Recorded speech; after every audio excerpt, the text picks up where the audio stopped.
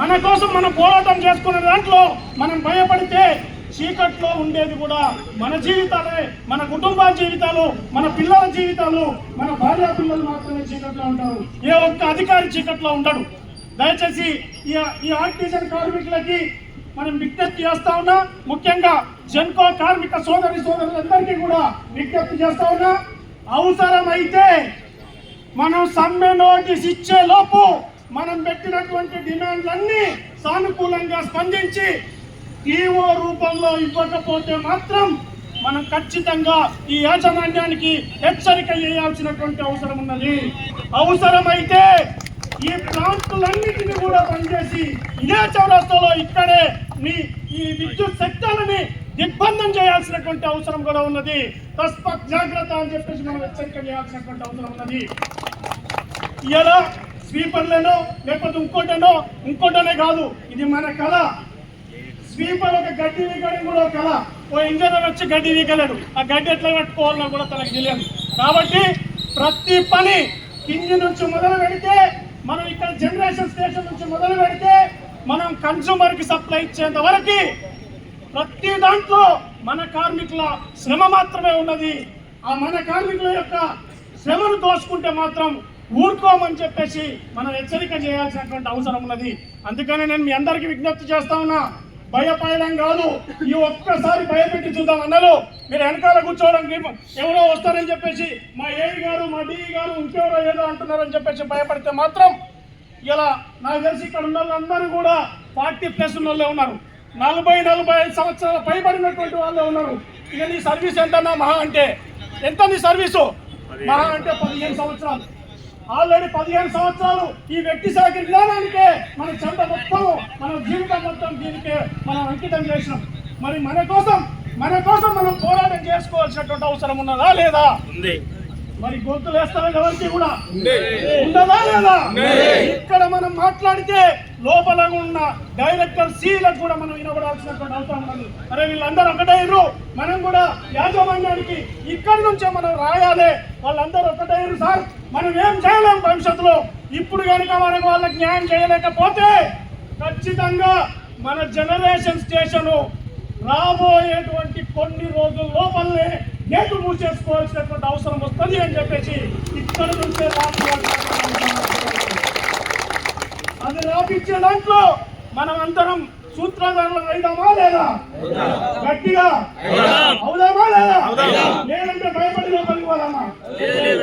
ఎవరిని కూడా generation station లో లోపలికి పోనిచ్చే ప్రసక్తే లేదు. సమ్మె నోటీస్ ఇచ్చేంత వరకే ఈ యాజమాన్యానికి, ఈ ప్రభుత్వానికి మనం హెచ్చరిక చేస్తా ఉన్నాం. సమ్మె నోటీస్ దాకా పోదు అని చెప్పేసి నేను భావిస్తా ఉన్నా.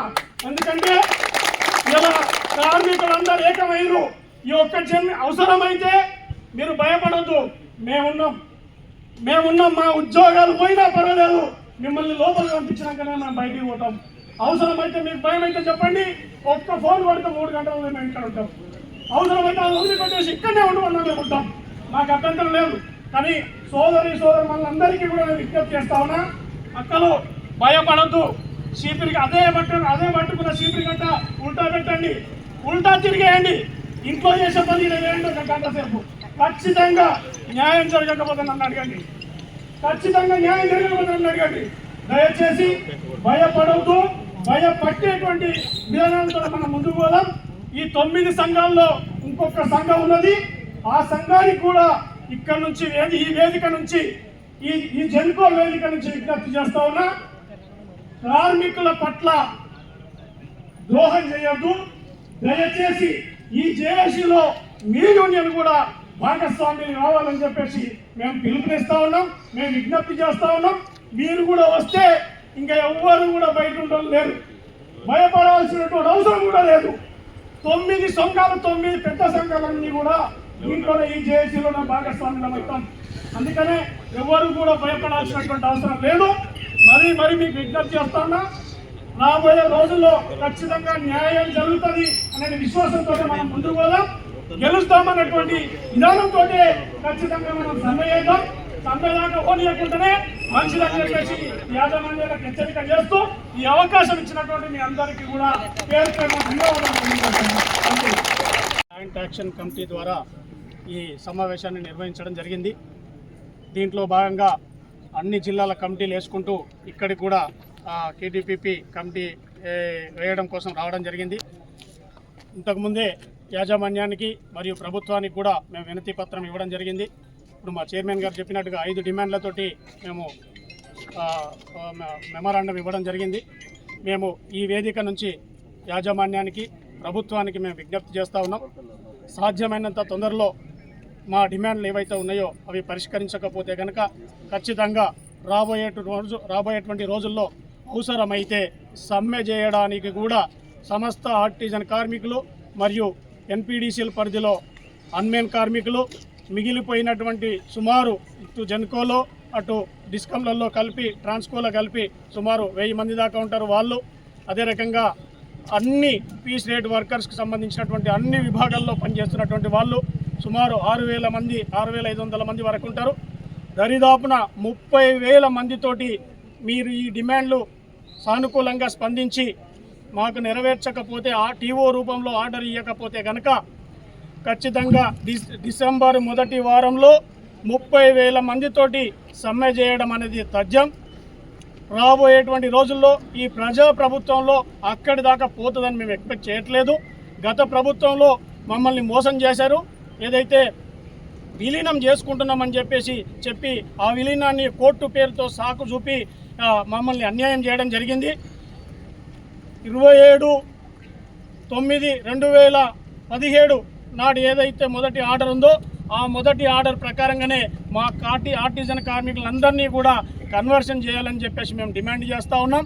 అదే రకంగా 1946కు సంబంధించినటువంటి బ్రిటిష్ కాలపు చట్టాలను మా పైన రుద్ది ఇలా మమ్మల్ని వెట్టి చాకిరికి నెట్టేస్తూ ఉన్నారు.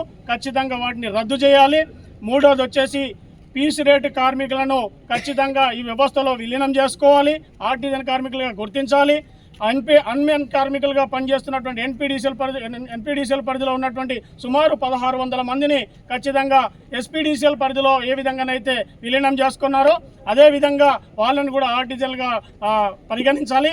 ఈ విధంగా 5 డిమాండ్లతోటి మేము ఈ జేఏసీ ఏర్పాటు చేయడం జరిగింది. ఖచ్చితంగా మరొకసారి ఈ యాజమాన్యానికి ఈ ప్రజాప్రభుత్వానికి మేము విజ్ఞప్తి చేస్తూ ఉన్నాం. తక్షణమే మా డిమాండ్లపైన సానుకూలంగా స్పందించి ఖచ్చితంగా మా డిమాండ్లు నెరవేర్చకపోతే మాత్రం దానికి తగిన మూల్యం ఈ ప్రభుత్వము యాజమాన్యమే ఈ తెలంగాణ ప్రజలకు సమాధానం చెప్పాల్సినటువంటి అవసరం ఉంటుందని చెప్పేసి మేము డిమాండ్ చేస్తూ ఉన్నాం. పనిచేస్తున్నటువంటి ఆర్టిజన్ కార్మికుల ఆధ్వర్యంలో జేఏసీగా ఏర్పడడం జరిగింది.